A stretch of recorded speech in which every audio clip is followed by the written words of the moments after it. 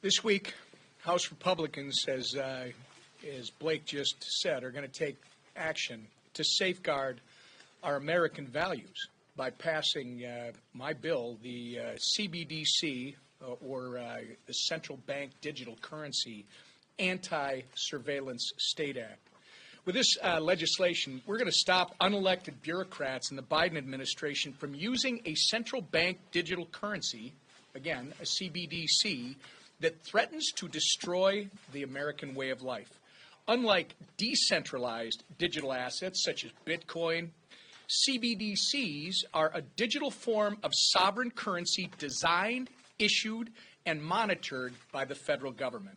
In short, a CBDC is a government-controlled, programmable money that, if not designed to be just like cash, open, permissionless, and private with a capital P, it not only could, it will give the federal government significant transaction level data on individuals and the ability to suppress politically unpopular activity. We've already seen examples of foreign governments weaponizing their financial system against their citizens. In China, the Communist Party actually has the digital yuan that is being used to monitor its citizens, and they are building social scores based on behaviors. Again, that's an anti-American approach. Closer to home, in the Western Hemisphere, Canada froze the bank accounts of hundreds of truckers protesting the vaccine mandate in 2022. If you think it can happen, think again. It has, and it will if we allow this to happen here. It's naive to believe that your government will not weaponize the tools that it has to control you.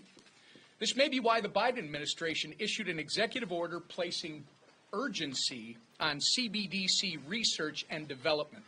All signals point towards this administration developing a CBDC that can and will be used to surveil and control Americans.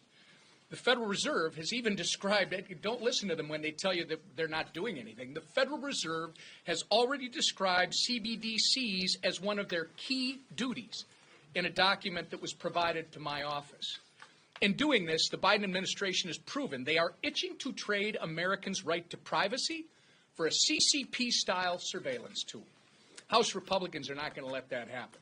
165 members of our conference have co-sponsored our CBDC Anti-Surveillance State Act, and it has garnered wide industry support.